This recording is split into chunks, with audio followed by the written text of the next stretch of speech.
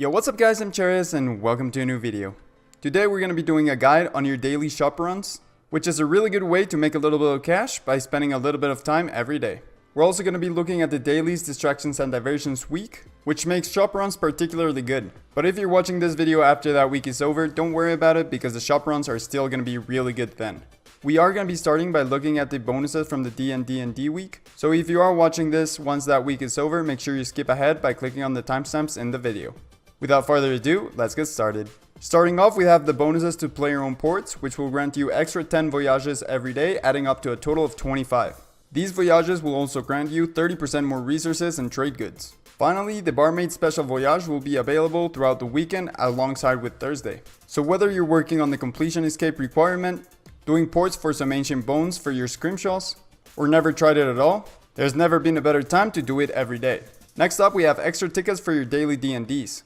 Every day you're gonna be able to fight Borg twice, enter the Phoenix Lair twice, explore 3 sinkholes, play Big Chinchompa 3 times, get up to 3 fish flinger tickets, fight up to 3 evil trees, and the daily Gothics and cash points cap at 300.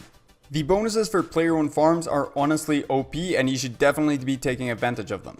Your animals will grow twice as fast and your baby spawn chance will trigger twice as often. You will also get double beans, increased animal sale cap, healthy animals cannot become diseased, animals will consume half as much food, you'll get double produce from each animal, and the trapper will award you 2 animals when he comes back.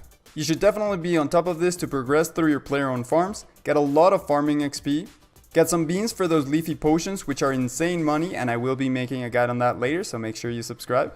And if you are a higher farming level, make sure you have some Rexes in your ranch out of time so you can get double dinosaur roars, which are also insane money. Now this is where we get into the real money making. Throughout this week, you're gonna get double Vis Wax from the machine. Also, your daily challenges will be extended by default, so that's gonna save you some Vis Wax as well. If doing Vis Wax every day was already really good money, having it double is just that much better. Also, Vis Wax prices are probably gonna go way down, so make sure throughout this week you are buying it if you are using it quite a lot. Finally, we get into the real body of this video, and that is a double shop stock. What we're going to be doing is a shop run all around the map, buying things like runes, feathers, yak hide, meat, and so on. These are all things that are available from shops and restock every day, and they sell in the shop for less than they do in the GE, so you can make a quick profit.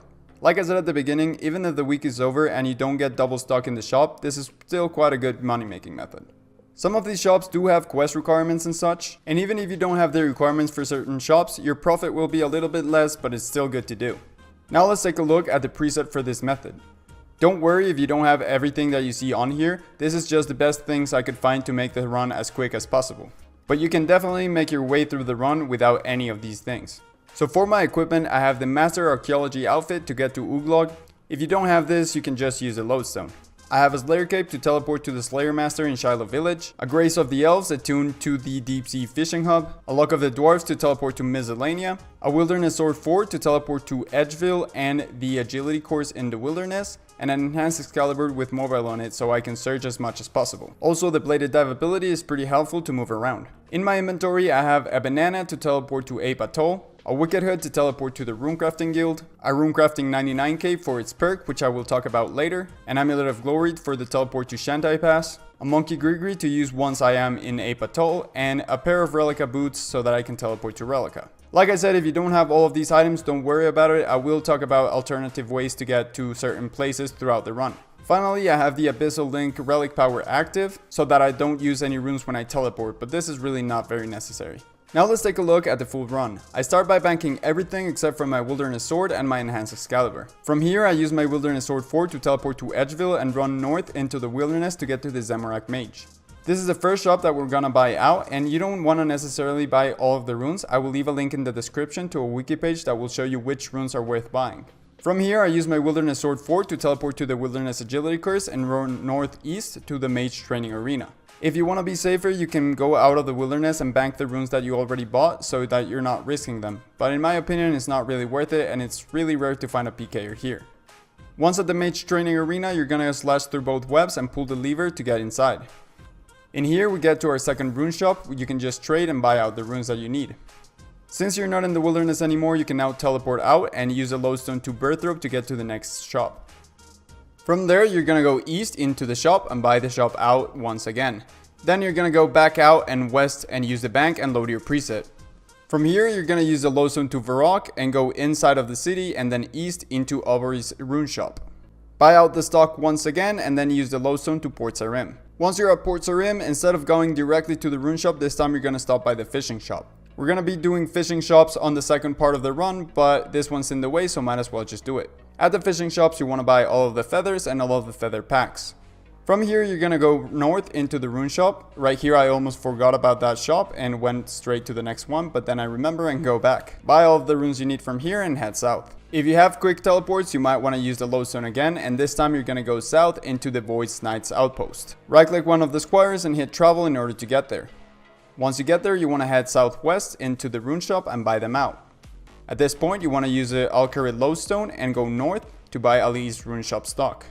This one does require a puzzle, so if you don't see all of the runes or see very few, you can definitely talk to him and figure out the puzzle.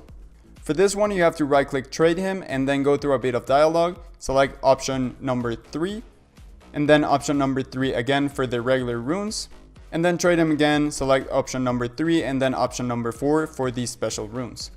From this point, you're going to use your Amulet of Glory to teleport to the Shantae Pass. Once you get there, you want to trade Shanty and buy all of the feathers and feather packs once again.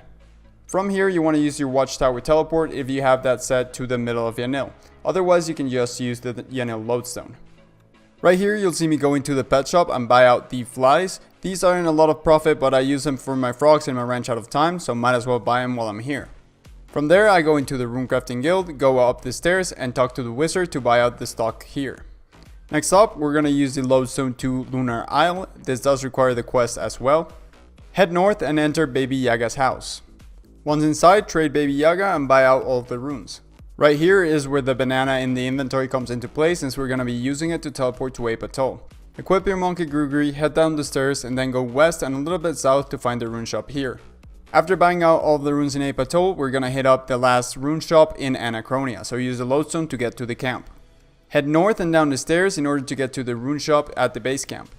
Like I said, this is the last rune shop that we're going to be buying out, and from here on out we're going to be going to the fishing shops. The first fishing shop we're going to be doing is Lumbridge, so use your Lumbridge teleport or the lodestone, although the teleport is faster, and go directly west to find the fishing shop and buy out all of the feathers and the feather packs.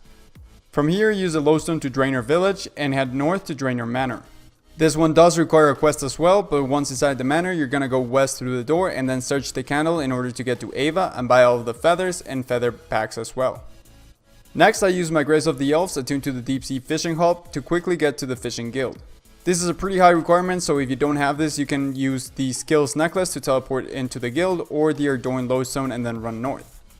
Once again, buy out the stock of feathers and feather packs and then use your Relica boots to teleport to Relica. If you don't have them, just use the Relica lodestone. Right in the middle of Relica, in the marketplace, you can find the fisherman who will sell you more feather and feather packs, and then you're gonna head north to get to Jetizo. Right click Moored Gunners and hit travel in order to quickly get to the island. Once here, you're gonna go into the city and go to the Yak Hide shop that is pretty close to the bank.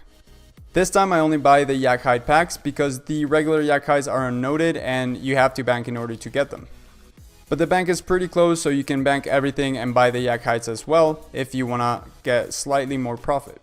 From here, I use my teleport to Player Owned Farms since that's the quickest way I have to get to a spirit tree, and any other spirit tree will work, even the portable one.